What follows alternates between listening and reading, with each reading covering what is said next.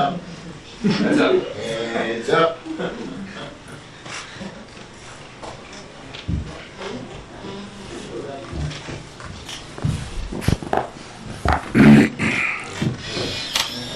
Right. Oh, yeah. Yeah.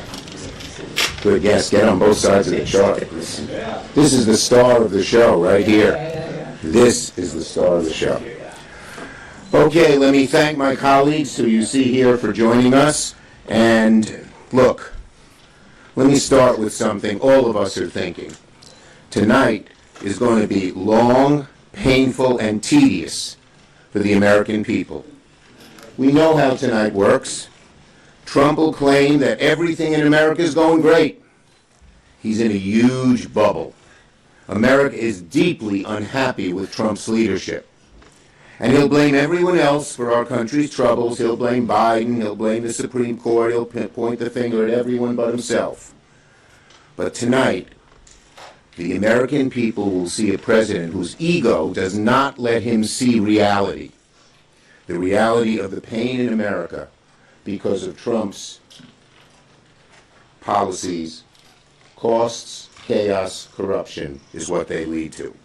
Never in our lifetime have we gone into a State of the Union where the president's rhetoric and the country's reality are so far apart.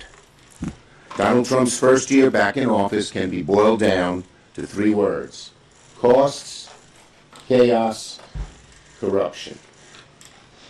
That's the slogan of Trump 2.0. Costs, chaos, corruption. That's what his administration brings to the American people. Let's start with costs.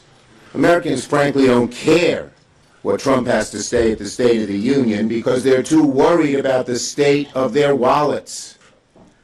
They're worried about the state of their rent, the state of their energy bills, the state of their health care costs.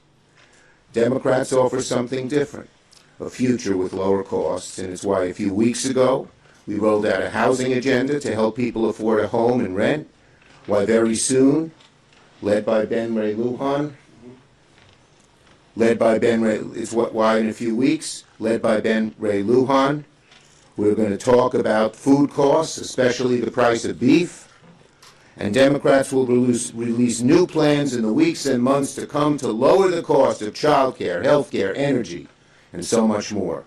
Americans are tired of the chaos. They're tired of masked agents barging into people's homes without warrants. That's not law and order. That's chaos. The American people see it. But sadly, the chaos does not end there. Look at the mess Donald Trump has created with his tariffs. He said, "The hell with you," and doubled down on his tariffs after the Supreme Court struck him down. The hell with the American people and their costs. He had a moment to escape this noose around his neck, the tariffs he proposed, but he doubled down and went right back at it. And finally, we've never had a president as corrupt and as crooked as Trump. While people are paying more for rent and losing insurance, Trump's net worth has soared by at least $1 billion since becoming president. He wants to make himself the richest man in America, and it's with your money, Mr. and Mrs. Taxpayer. That's how he's doing it.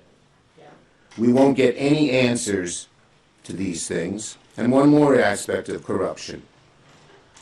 While he'll talk for a long time tonight, we know there's one topic Trump will avoid. When will he finally release all the Epstein files? Another example of the corruption of this administration. Democrats offer Americans something better, a future with lower costs and greater optimism. And finally, I want to thank my good friend Senator Padilla, who will offer a Spanish response to the State of the Union.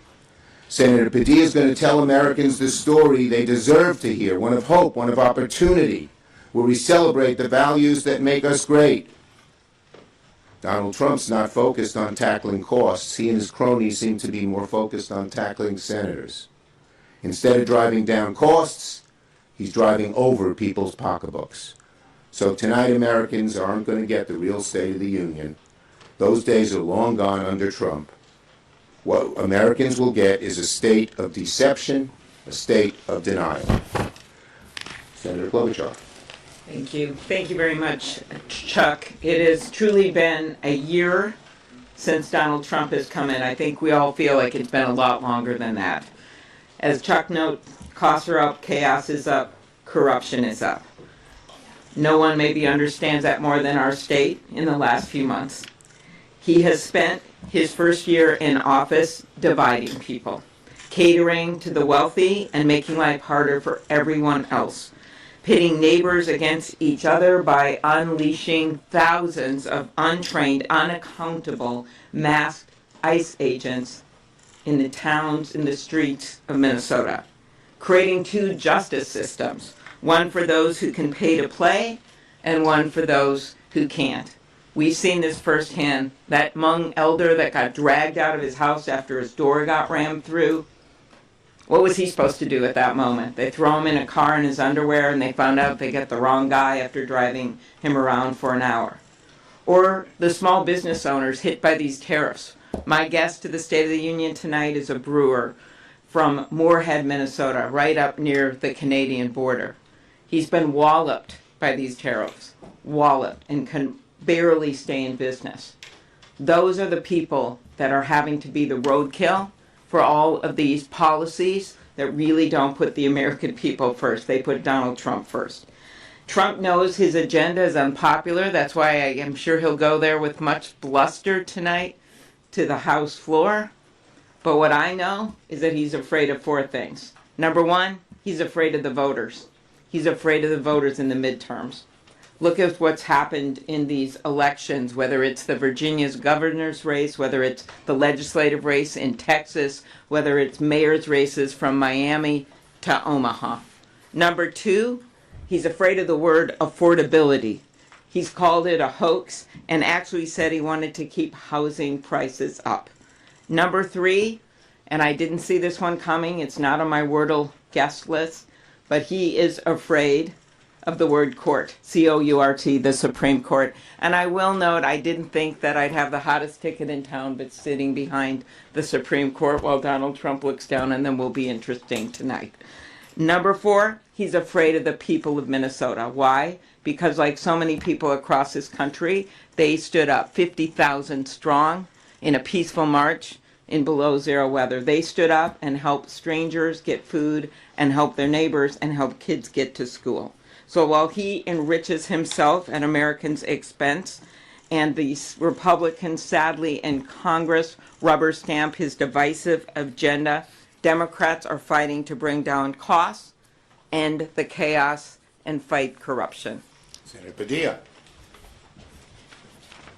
Thank you, Senator Schumer, colleagues. Thank you all for being here. Don't want to be too repetitive, but I will add a few dimensions to it I think we can all expect to hear tonight. I have a slightly different way of looking at it. I think we're going to hear two different States of the Union. One from the president that's going to be full of lies for sure, and deceptions and distractions and trying to point fingers and blame others for his failures. And then you're going to hear the truth. Governor Spanberger's doing a response to the State of the Union after we hear from President Trump, and I'm honored. Thank you, Senator Schumer, for allowing me to also respond to the State of the Union in Spanish. Similar themes that I'm going to be touching upon. Number one, the increased costs, the affordability crunch. And we've seen for the last 13 months under Donald Trump, a Republican majority and a White House working together to put billionaires first at the expense of working families. Working families are the ones that are dealing with these higher prices, small business owners dealing with the impact of the tariffs, which we knew were unlawful from the beginning, and the Supreme Court finally made that official last Friday. We're dealing with a president and a Republican majority in Congress that is increasing our healthcare costs, making healthcare either more expensive or too expensive, all to underwrite tax breaks for billionaires. Democrats have a better way. We will work to bring down everyday costs for working families. I can't ignore what's happening, not just Minnesota. It started in my hometown of Los Angeles, and it's reached every corner of the country. Out of control, ICE, CBP, and other federal agents violating constitutional rights each and every day through their mass deportation agenda, trying to achieve some false quotas by Stephen Miller. This is not a focus on the worst of the worst. This is not a focus on dangerous, violent criminals. The vast majority of the people that have been detained, arrested, many deported without due process, do not have criminal convictions. They've rounded up even legal immigrants. They've rounded up even United States citizens and veterans. This is chaos. This is terror meant to distract from the failed economic agenda and more, and we will call it out. A third area that I'm going to touch on tonight, because we can't ignore it, is not just our democracy broadly, but elections. The Trump administration is not being shy about threatening to undermine and steal this November elections. They know that their record is not just unpopular, but has been so harmful to working families that their only hope to stay in power is to initiate a voter purge. That's why the Department of Justice has been weaponized to try to get their hands on voter files from states across the country. That's why Secretary Noem was in Arizona last week, saying that their goal is to make sure that the, quote, the right people vote. And that's why through failed executive orders and very bad legislation known as the Save America Act, they're trying to make it harder for eligible Americans to register to vote and actually cast their ballot. And so we will come away from tonight with both a call to action, making sure people start today preparing to exercise their right to vote this November, because that is how we will realize real change and hold this administration accountable, but also remind people that we've been through dark chapters in our nation's history. And we've always come out of these dark periods into brighter days. It's up to the people to make it so. When I returned from the Homeland Security press conference experience back in June of last year from Los Angeles, that's one of the things that I shared with my colleagues. Only we can save ourselves. Nobody's coming to rescue us. Only Americans will save America. And that will be the contrast to the lies and deceptions of President Trump tonight. Thank you. Thank you, Senator Badillo. We know you're going to knock them dead tonight. Senator Durbin.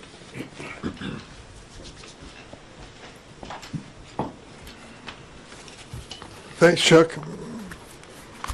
If grandstanding paid for groceries, the American people would see the president ride to their rescue tonight. But it doesn't work that way. We know what's going to happen. The president's going to deliver empty platitudes about the success of his first year back in office, but the American people will not be fooled. Seen the poll numbers lately? 60% of Americans disapprove of Trump's performance. 47% strongly disapprove, according to the new post-ABC Ipsos poll. That's because Americans know who cut $1 trillion out of Medicaid, who eliminated the Affordable Care Act's enhanced premium tax credits, who alienated our closest allies abroad, who unleashed a chaotic tariff trade policy. That man would be the president of the United States. America knows that it's Trump's militarized federal immigration agents who are sowing fear in Chicago, Minneapolis, and cities across the country, and killing innocent people in the process. Friday I was back in Chicago, and I went to Norridge, Illinois, a suburb of the city. I was there with Ruben Torres. It was the saddest day of his life. It was the memorial service for his daughter, a 16-year-old who died of brain cancer. Not that many months before, Ruben had been at the Home Depot parking lot looking for odd jobs. The ICE agents descended upon him, broke his window of his car, arrested him. He begged them to let him go home. His daughter, 16-year-old daughter, had just returned from the hospital with brain cancer. He wanted to be with her, and he promised to bring her some food. They said no. They shipped him away for 2 weeks before they dropped all charges against him. That Friday in that chapel, we laid to rest his beautiful daughter. She lived just long enough to see the court rule in her father's favor that he can stay in the United States. That is part of the policy of Donald Trump. He says he's going after the worst of the worst, the terrorists, the murderers, the rapists, the criminally insane. Ruben Torres was none of those things, and yet he suffered a loss at a time in his family that he'll never forget. All Americans know that shouting weaponization and witch hunt for years, Trump has orchestrated a weaponized Justice Department to protect himself and his cronies. In America's 250th year, our democracy is facing a test under this president. But Senate Democrats are fighting to bring down costs in the chaos and fight corruption. Thank you, Dick. Next, we have Senator Kelly.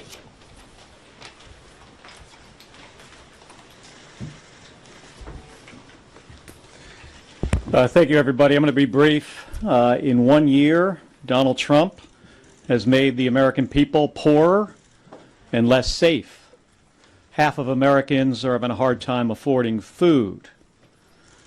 To give a big, giant tax cut to the wealthiest Americans, Donald Trump, in a year, is kicking hundreds of thousands, if not more than 1 million people off of their health care. Young people can't afford a place to live. My constituents in Arizona are really struggling. They're much worse off today than they were a year ago.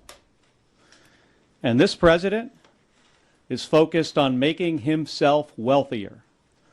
Right before I came over here, I had Fox News on. Yes, I do watch Fox News sometimes, along with everything else. And he was selling crappy watches. You know, this president sells to his supporters bad tennis shoes, bad meat, wine, watches, meme coins, other crypto, all to make himself and his family and his friends wealthier at the expense of his supporters and the American people. And it's wrong. I understand some of my colleagues are not going to be there tonight, and I totally understand that. For me personally, I'm going to be sitting there in the House to make a point to this president who about 3 weeks ago tried to indict me and send me to jail for something I said, something that he didn't like. He and Pete Hegseth are trying to prosecute me. In the case of the Department of Defense, trying to reduce me in rank and take away some of my pension. So I will be sitting there to make sure that he knows that so far he has failed and that the American people are really not into this. He's violated my constitutional rights. He's violated the constitutional rights of thousands of people across the country, especially when you consider the folks in Los Angeles and Minnesota. We've got 2 dead Americans, scores of other beaten up by federal agents who are poorly trained and not following any kind of standards of procedures for law enforcement. I'm the son of 2 police officers. I know it's a hard job, but what these folks are doing in Minnesota is wrong, and I think in some cases it's criminal. They're going into people's houses without warrants. This agency is out of control and needs to be overhauled. I was in Munich last week. I think to say there is a profound loss of trust in the United States is, I think, even really comes up short of what our relationship is now with most of our allies. And I got to say, if you're Greenland, you're now afraid of us. It's going to take generations to repair the damage that this president did in just 1 year. So I'm not looking forward to this speech. You know, I expect the president to not be straight with the American people and to not have an explanation to them about why they are poorer and less safe. But I'll be in that chamber tonight. Thank you. Thank you, Senator Lujan. Thank you, Chuck. Everyone, thank you all for being here. Look, when you all are at the grocery store, just like people all over the country, you know if food is more expensive or if it's not. And the reason I say that is, as Senator Klobuchar reminded us moments ago, President Trump keeps calling all of this a hoax. The notion that food is more expensive, that Everything President Trump promised would be less expensive is now more expensive. And all he's doing is putting more and more dollars in his own pocket. What Donald Trump's doing is just making life harder for each and every one of you, for each and every one of the people across America, for each and every one of us. His administration cut food assistance at a level that we've never even imagined could occur. Grocery prices remain high, forcing seniors, veterans, families, moms and dads, grandma and grandpas, and kids to simply pay more for less. All of this, well, we've heard time and time again, and we see it. All he's doing is finding ways to make himself richer. Take $1 from the American people, put it in his pocket. That's all he cares about. As every one of my colleagues has reminded us here today, as well as Leader Schumer, look, it just comes down to this. Costs, chaos, and corruption, one after another. Pick an issue. Pick a day. Pick an hour of the day. I mean, heck, even pick a time of the day when the president can't sleep and decides to go to social media and tell the American people how he's lining his own pockets, how he's creating more chaos, and he's not shy about the corruption. He just says he's going to do it. One lie after another. And that's what we're going to hear tonight. One lie after another from this president to the American people. He's going to tell them how handsome he is, how nice his hair looks.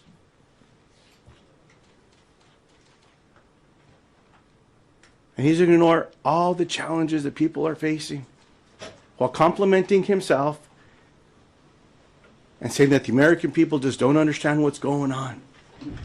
Look, as we come together tonight, let's not forget about the high costs that are hurting families, how expensive food is for each and every one of you in this room. You know the difference between the truth and the bullshit. There's something that we can do about this in coming together and just tell the facts. I hope that that's what comes across tonight while holding this president accountable.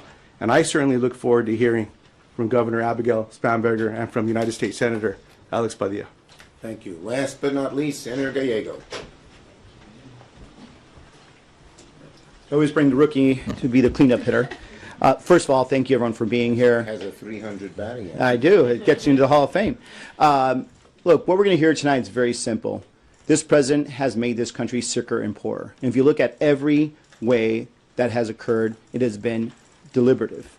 Number one, what did this president do as soon as he got in? He went right after Medicaid and started cutting the most vulnerable people in this country. And I'm not talking just people in our urban areas. Rural Arizona. I traveled rural Arizona. I was talking to some of our hospital systems that are worried about how they're going to keep their systems open because they know now that this administration has abandoned them, and they're going to have to make some really hard decisions. Will they keep their OB ward open? Will they keep their X-ray machines open? Will they have to shut down their emergency room? Why? Because this president wanted to make sure they had enough money to give the richest of the richest a tax cut. And what was left over to that, they used to supercharge this massive, massive deportation policy that is racially profiling people, pulling over Americans, violating their Fourth Amendment rights, and killing Americans in the streets. That is what this president started with. And let's move on forward there. How much sicker can you get? When we all had an agreement, we all said, yes, healthcare costs are expensive. We all understand that things can be better. But the last thing we should do is pull the rug out from millions of Americans that rely on these healthcare subsidies. And now we have millions of Americans that are making a hard choice between, shall I buy health insurance for my family, or shall I just risk it and keep going? That president and his Republicans made that choice. There are millions of Americans right now that are suffering. Either they're having to pay more and now they're poorer, or they're not getting health insurance and now they're sicker. That was a decision by this administration. And every day they're making a decision that makes things harder and harder. We all talk about grocery prices. Let me tell you about grocery prices. I have 3 kids, all under the age of 10. I have to feed those kids, and it is expensive. Thank God I get a good salary, but I cannot imagine how someone like my mom, raising 4 kids on her own, can deal with these grocery prices every day. And then this president just treats the tariffs as if it's his little toy that he can manipulate his friends, bring down some bribes for the corruption that he keeps on doing, and everyday Americans are paying it. And guess what? Supreme Court just said you can't do it. Where is the refund that's going to come for these Americans? The average American paid $1,000 to $1,200 last year because of these tariffs. Are they getting the refund? No. The big corporations are going to get it. They're going to get it. But where is that family going to get that relief? It's not coming. It's not coming because this president does not care about working class people at all. And he is going to continue to make us sicker and poorer. And that's just what you're going to hear tonight. Thank you. His batting average just went up higher. Slugging percent. Slugging. Yes. A significant number of members of your caucus are not attending the State of the Union. Are you disappointed by that? Have you urged members to attend? No, I think it's up to each member to make his or her choice. And some are coming and some are going and some are not. Do you think protests are possible? Yes. Go ahead, ma'am. So you've said you're not going to negotiate in public on the DHS funding situation. If the president does bring up that during the speech tonight, will that change your calculations? Well, it depends what he says. I mean, so far, they have not budged on the key issues like masks, like warrants, like oversight from state authorities. It depends what he says. So far, we've heard crickets from them. Nothing. They're not negotiating. They're just trying to pass paper back and forth with no real changes. Yes. Senator Schumer, I understand you're meeting this afternoon with Secretary Rubio Yes. to discuss Iran. What questions are you going to ask, and what message do you have to? Well, first and foremost, if they want to do something in Iran, and who the hell knows what it is, they should make it public and discuss it with the public and not keep it in secret. When you do these military operations in secret, it always causes longer wars, tragedy, more expenses, and mistake. Okay? Last one. Sure, thank you. Tomorrow, big hearing for the Surgeon General nominee. What do you make of that nominee? And what do you make of health policy in the Trump administration in general? Well, I'm going to wait for the hearing, but his nominees thus far have been really bad, and this one seems to be the same way. Thank you, everybody. Okay. Good job. All right, 3:05. 3:05. If he's coming to our house, like if I'm at the house, you gotta be there. Otherwise, you let him own the house. Have you communicated that to your colleagues? Oh, my house members are all